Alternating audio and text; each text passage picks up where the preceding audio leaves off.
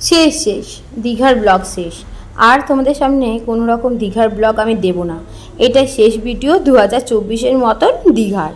অনেকগুলো ভিডিও এবার দিয়ে ফেললাম। ওরে বাবারে, বরমশাই নতুন ফোন কিনে দিয়েছে, এত সুন্দর ফোন, ভিডিওস না করলে হয়? আর কতদিন বাদে আমরা বাইরে ঘুরতে গেছি, মন ভরে তো ভিডিও করতে হবে, আর তোমাদের সঙ্গে শেয়ার করতে হবে নানান ধরনের ব্লগ। তো আজকে দেখো, যেই দিন আমরা ট্রেনে করে চলে আসবো, মানে ফিরে আসছি কলকাতা, এটা হচ্ছে সেই দিনের ব্লগ। তো সকালবেলা আমি আর মেয়ে বেরিয়ে গেছি। রঞ্জিতের কাল রাত্রি থেকে খুবই শরীর খারাপ। আমি চলে এসেছি এইখানে, আবার আমন্ত্রণে ছেঁড়া পরোটা খাচ্ছি। মেয়ে বলল, মা আমি এখন এসব কিচ্ছু তেলের জিনিস খাবো না। ও এখন থেকে নিজের হেলথ নিয়ে খুব বেশি কিন্তু কনসিয়াস। ও তেলের জিনিস খায় না, এই খায় না, সেই খায় না, মিষ্টি বেশি খায় না। তো আমি তো পেট পুরে একদম ছেঁড়া পরোটা খেয়ে নিয়েছি, 100 গ্রাম 20 টাকা। আর চলে এসেছি তারপরে বিচে। তো বিচে এসে এইখানে আমি আর মেয়ে একটু কথা বলাবলি করছি যে এরপরে কী করব না করব। ওর বাবার শরীরটা খারাপ হয়েছে, আমি এখান থেকে যাওয়ার সময় হোটেলে ওর বাবার জন্য ওষুধ কিনে নিয়ে যাব। আর চলে যাচ্ছি। এইবার প্রথমবার দীঘা থেকে চলে যাওয়ার সময় কোনো রকম দুঃখ মনে হচ্ছে না। কেন, ওই যে বলে না, পিছু টান থাকলে কোনো জিনিসের মন ভালো লাগে না। তাও দুটো দিন যেমন তেমন করে কেটেছে। হ্যাঁ, মুখের হাসি নিয়ে সমস্ত ব্লগ তোমরা দেখেছো, কিন্তু মনের ভেতরে ছিল আমার জাসমিনের জন্য এক গাদা চিন্তা।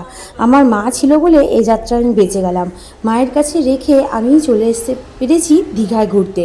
আর রঞ্জিত, মেয়ে সবারই কিন্তু জাসমিনের জন্য অনেক মন খারাপ করছে। 2-3 দিন হয়ে গেল জাসমিনকে দেখতে পারিনি। আজকেও কিন্তু জাসমিনকে দেখতে দেখতে অনেকটাই বেলা হয়ে যাবে। তো সেই কারণে আমরা এখন ভাবছি যে কত তাড়াতাড়ি ট্রেনে উঠবো আর বাড়ি পৌঁছাবো। আর বিচে কিন্তু ভেবেছিলাম নিচে নেমে একটু ভিডিওস করব, মেয়ের তো খুব ইচ্ছা ছিল, কিন্তু করে উঠতে পারলো না। জলটা দেখছো কত দূর অবধি চলে এসছে, এই কারণে অনেক দূর অবধি জল চলে এসছে। নিচে আর বিচে নামা যাবে না। এই সাইড দিয়ে ঘুরে তোমাদেরকে দেখিয়ে দিচ্ছি যে এই সকালের ভিউটা কেমন। খুব বেশি সকাল না, এখন ওই 8টা মতন বাজে। আর যারা যারা আজকে এসছে বা কালকে রাত্রে এসছে তারা কিন্তু রিল্যাক্সে বসে আছে। আমরা তো আজকে বেরিয়ে যাব, এই জন্য অতটা রিল্যাক্স করতে পারছি না। কিন্তু হ্যাঁ, সমুদ্রের ঢেউগুলো দেখে বেশ ভালোই লাগছে। যাই হোক, চলো একটু এগিয়ে যাই, এগিয়ে গিয়ে একটু বসবো। আর মেয়ে কটা ওই রিলস টিলস বানাবে ওর ইনস্টাগ্রামে। আর ওরও ইনস্টাগ্রামে একটা অ্যাকাউন্ট আছে, রূপসা বলে। তোমরা চাইলে সেটাও তোমরা ফলো করতে পারো। ও খুব ভালো ভালো ভিডিওস বানায়, রিলস বানায়। এখন ওকে বেশি আমরা অ্যালাউ করিনি, কিন্তু একটা সময় অনেক রিলস বানাতো। কিন্তু পড়ার অনেক চাপ থাকে, বাচ্চা বয়সে এগুলো কম করাই ভালো। তবুও এখনকার যেহেতু ট্রেন্ড চলছে, একটু আধটু দিতেই হয় বাচ্চাদের, নাহলে ওরা ভাবে আমরা সবার থেকে পিছিয়ে যাচ্ছি। আর আমি তোমাদেরকে এখানে দেখো পেছনে সমুদ্রের ঢেউগুলো দেখাচ্ছি, খুবই সুন্দর লাগছে। যারা যারা এই মরশুমে মানে ফেব্রুয়ারির এন্ডে বা মার্চের প্রথমে আসবে বা চলে এসেছো, ঘুরে গেছো, তারা তো খুব সুন্দর একটা দেখেই নিয়েছো যে কত সুন্দর পরিবেশ দীঘাতে ছিল। তো সেই কারণেই আমরা মানে ঘুরে এইবার খুবই স্যাটিসফাইড। হ্যাঁ, রঞ্জিত একটু কালকে রাত্রি থেকে শরীরটা খারাপ হয়েছে বলে একটু মনটা খারাপ লাগছিল, কিন্তু তাতে কোনো দুঃখর কিছু নেই। এই তো ঘুরলাম, বেশ খাওয়া দাওয়া করলাম, ঘুরলাম, আর ঢেউসাগরটা খুব বেশি এনজয় করেছি, এটাই অনেক হবে। এবার আবার কলকাতায় ফেরার পালা। কলকাতায় ফিরে কত কাজ বাকি, ওরে বাবারে। যাই হোক, এই যে তোমাদেরকে দেখাচ্ছি যে আমার ক্যামেরা কতটা জাস্টিফাই করছে। আগের ফোনটা তো স্যামসাংয়ের ফোন ছিল, অনেকটা একটু ডিস্টার্ব হতো অনেক কিছুই। আর এটাও মানে ভালোই, ওটার থেকে অনেকটাই ভালো। তো এটা হচ্ছে ভিভোর ফোন, এটাও অনেকটাই দেখো সাপোর্ট করছে আমার ভিডিওস করতে। হ্যাঁ দেখো, ভালোর কি আর শেষ আছে, যেমন গুড় দেবে সেরকম মিষ্টি হবে। তো আমি এখন যে ফোনটা নিয়েছি, আমার বাবা এই জন্মের মতন মানে যে কদিন ফোনটা ভালো থাকবে কাজ চলে যাবে। আমার অত বড়সড় কোনো শখ নেই, আমার সব ছোট ছোট শখ। তো সেটা পূর্ণ হয়েছে। আর আমি রঞ্জিতের উপর বিশেষ কোনো চাপও দিতে চাই না কোনো সময়। আর এই দেখো সমুদ্রের জল, মানে জলে পা দিতে পারি না পারি, সমুদ্রের বিচে যেতে না পারি না পারি, আমাকে তো সমুদ্রের কাছে যেতেই হবে। আমি আর বাঘ মানবো কোথায়? এই জন্য আমি বেরিয়ে যাচ্ছি মানে এই পাথরের ওপর দিয়ে চলে যাচ্ছি যতটা যাওয়া যায়। আমার মেয়ে বলছে, মা যেও না অত দূরে, তুমি যেও না, তোমার পা খসকে পড়ে গেলে কি হবে, তোমার এমনি কোমরে ব্যথা। আমি বলছি যে যাই না, গেলে কি আর হবে, দাঁত মুখ ভেঙে আসবো, তোর মা দাঁত ফোকলা হয়ে যাবে, পা ভেঙে আসবো, ঘরে শুয়ে থাকবো, তোরা একটু সেবা টেবা করবি। আর ও আরও রেগে যাচ্ছে। তো যাই হোক, আমি তো কারো কথা শুনছি না, আমি চলে যাচ্ছি। আর রঞ্জিত পরে যদি এই ভিডিওটা দেখতে পারে, ও আমাকে বকাবকি করবে, বলে তোমার সাহস তো কম না, তুমি চলে গেলে ওইখানে, হ্যাঁ আমি যাইনি বলে তুমি যা খুশি তাই করছো, এরকম একটা আমাকে বলবে। কিন্তু আমি তাড়াতাড়ি করে চলে যাচ্ছি। একটা বড় পাথর আমি খুঁজে নিয়েছি দূর থেকেই, ভেবেই নিয়েছি ওইখানে গিয়ে কিন্তু আমি বসবো আর কিছু কিছু ফটোশ্যুট করব, ভিডিও করব, রিলস করব। তো এই জন্য আমি এই যে দেখো যে করে হোক এক পাথরটা গেছি, গিয়ে বসছি। এবার আমার মেয়ে তো বলছে যে ও মা তুমি আর দূরে যেও না, আর দূরে যেও না। আবার বলছে কি আমি আসবো, এলাম না না, তোর পায়ে যন্ত্রণা, এখন আসিস না তুই, মানে আগামী বছর তুই আসিস, কিন্তু এই বছর তুই রিস্ক নিস না, কারণ পায়ে যদি একটু এদিক ওদিক হয়ে যায় তোর প্রচণ্ড কিন্তু ব্যথা লেগে যাবে। ও তখন বলছে যে মা কাশ আমিও যেতাম তোমার সাথে। যে কী আছে, তুই আমার ভিডিও কর না, আর তুই এখানে বসে বসে ভিডিও কর। আর তোমাদের কেমন লাগছে বলো, একমাত্র কিন্তু আমি তোমাদের সাথে ব্লগ শেয়ার করার জন্য এই দেখো এত রিস্ক নিয়ে এই মাঝখানে গেছি। তোমরা ভাববে বাবা এটা আবার কেমন রিস্ক, একটুখানি রিস্ক আবার রিস্ক নাকি, কিন্তু না গো, একটুখানি রিস্ক আমার জন্য অনেক রিস্ক। কেন বলো তো, আমি তো পুরোপুরি সুস্থ না, হুট করে যদি পা মানে মুচকে যায়, উল্টে যায়, তখন যাও চলাফেরা করছি, হাঁটাচলা করছি, তাও বিছানা বসে পড়তে হবে। এই কারণে বললাম, যাই হোক, এর থেকেও কত বড় বড় রিস্ক এখনও জীবনের বাকি আছে, সেগুলো পূর্ণ করতে হবে, এটা তো কিছুই না। আর এখানে আমি একটু রিলস টিলস বানাচ্ছি তোমাদের সাথে, মানে অলরেডি কিছু কিছু শেয়ার করা হয়ে গেছে যখন আমি ভয়েস ওভারটা দিচ্ছি। তো তোমরা দেখো তোমাদের কেমন লাগছে। আর দেখো তোমরা ভিডিওস দেখছো, লাইক মোটামুটি যাদের ভালো লাগছে করছো, আমি তার জোর করে বলতে পারি না লাইক করো, যারা ভিডিও দেখে ভালো লাগবে তারা নিশ্চয়ই লাইক করবে।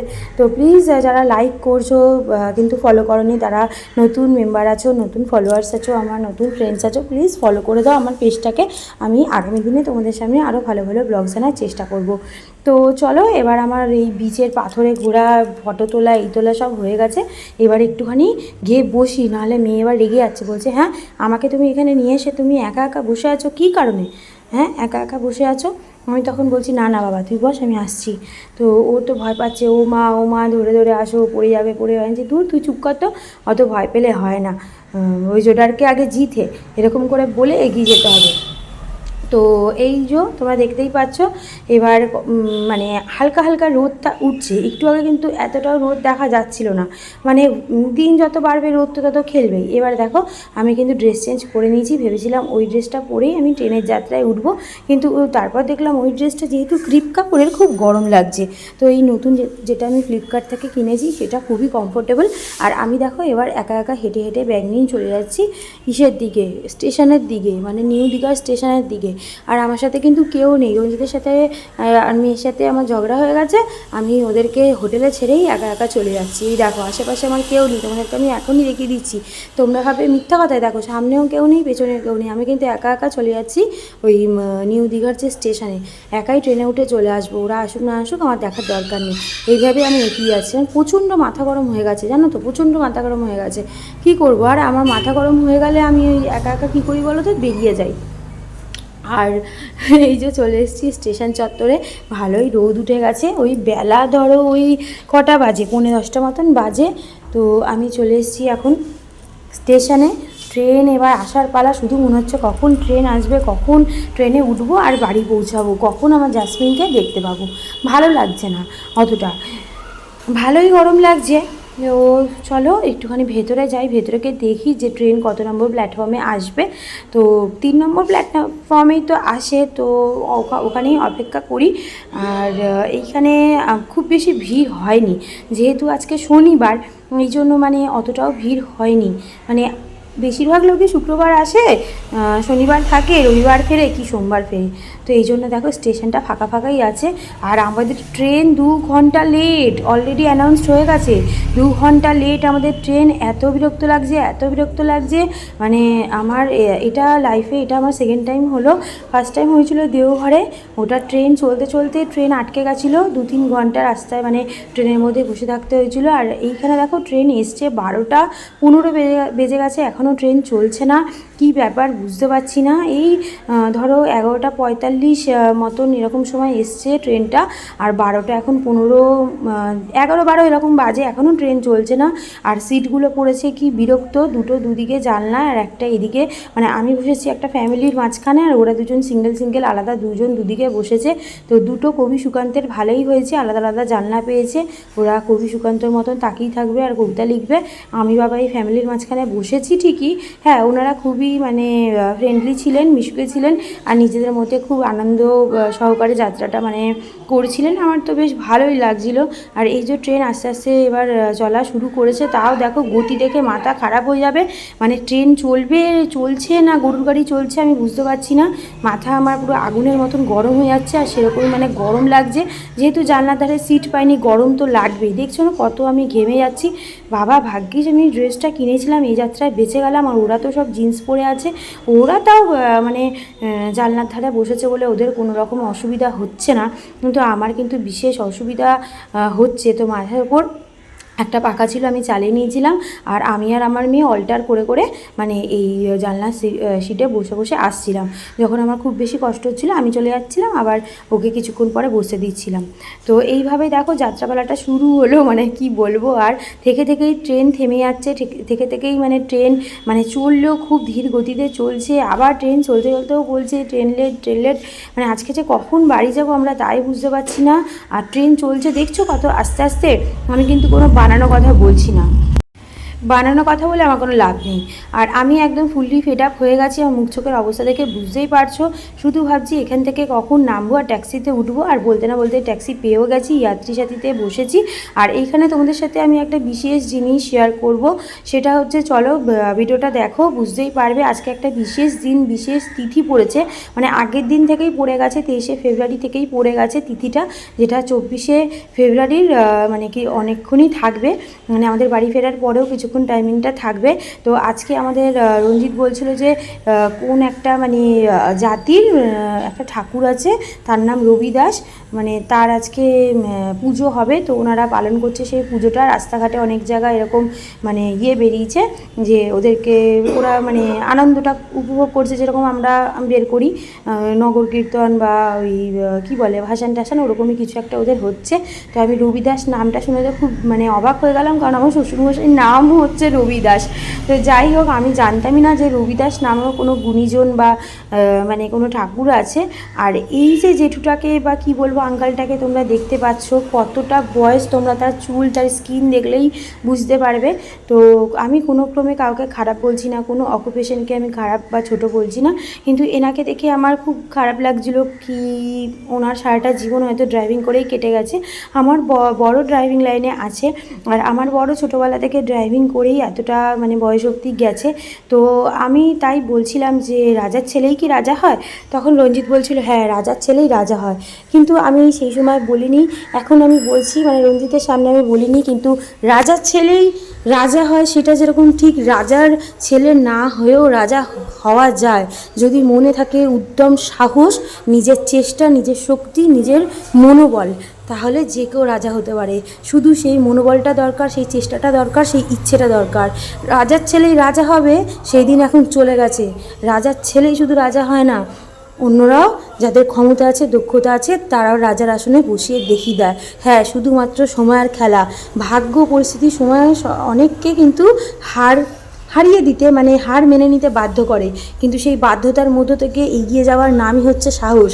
সেই সাহসটাকে নিজের মুঠোর মধ্যে ধরে এগিয়ে গিয়ে দেখিয়ে দিতে হবে যে রাজার ছেলেই শুধু রাজা হয় না, ইচ্ছা থাকলেই রাজা হওয়া যায়, রাজার সিংহাসনে বসা যায়, শুধুমাত্র সময়ের খেলা। তো চলো এইসব বকবক করতে করতে আমরা বাড়িতে চলে এসেছি। অনেক খেলার কথা আমি এবার দেখি আমার জাসমিন মহারানী তোমাদেরকে কি খেলা দেখায়। এই যে আমার মা ঘরে আছে, আমার মাকে আগে থেকেই বলে রেখেছিলাম গেটটা তুমি একটুখানি ওপেন করেই রাখবে, নাহলে জাসমিন তো খুব চিৎকার চেঁচামেচি শুরু করে দেয়। তো জাসমিন ওই ঘরে বন্ধ আছে, আমি গেটটা বন্ধ করে নিই, নাহলে এই মেন গেটটা খোলা দেখলে ও তো আবার পালিয়ে কোথায় যারা জানি না পালানোর চেষ্টা করবে। তো এই যে আমরা চলে এসেছি। কোথায় চলে গেছে না? ওকে ছাড় বাবাই, ছেড়ে দে, ছাড়ো না ওকে।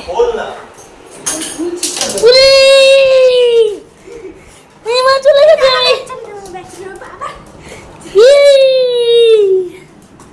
তাই চলে ওরে বাবা ও আমার বলে আগাছে ওর কি করব আমি হ্যাঁ ও ভাবলাম টাটা বাই বাই হ্যাঁ আরে নাচটাই তো তুমি তুলতে দিলে না উ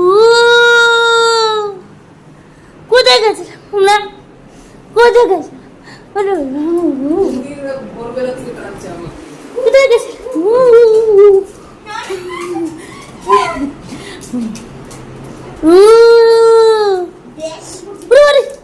আমার বলে আগাছে ওর আমি নিয়ে গেছি সবাইকে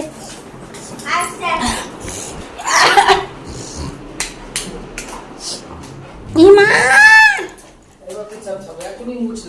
উড়ি উড়ি যা যা হে ভগবান হে প্রভু হে জগন্নাথ